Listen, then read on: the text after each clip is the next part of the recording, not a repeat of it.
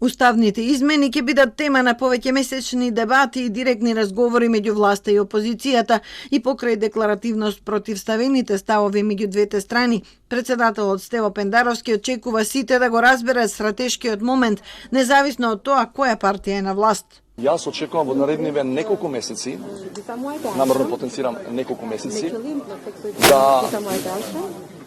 дека ќе престојат интензивни разговори меѓу овие два блока, власта и опозицијата.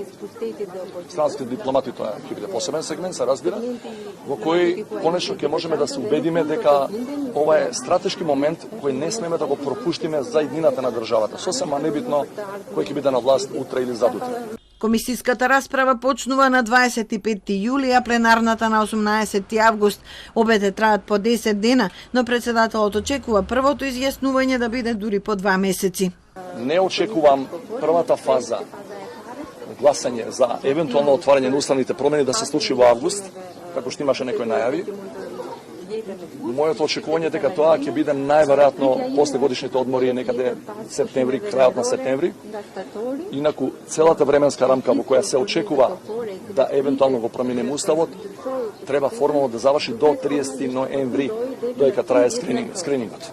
2 дена пред првото собраниско соочување на аргументите, СДСМ повика да се гласа за уставните измени заради европската иднина на земјата. Секој пратеник, секој политички субјект има обврска и одговорност да даде подршка на измените на Уставот, со кој ќе направиме сериозен исчекор кон реализација на стратешката цел полноправно членство во Европската Унија. Секој кој работи на блокирање на европската иднина на земјата, работи против стратешкиот интерес за членството во ЕУ и против самата Европска Унија. ВМРО ДПМН повикува предлогот за менување на уставот веднаш да се стави на гласање за да се види дека нема двотретинско мнозинство. Лидерот Христијан Мицкоски преку ТВ интервју бара билатералниот договор со Бугарија да се тргне од преговарачката рамка за да поверуваат дека Софија нема да постави дополнително вето. Внесувањето на бугарите во уставот е услов за втората меѓувладина конференција со ЕУ. Последното потсетување на оваа обврска го упати амбасадорите што ја посетија земјава последниве недели и предупредија дека постои ризик Македонија и Албанија да бидат раздвоени од заедничкиот пат кон Европската Унија.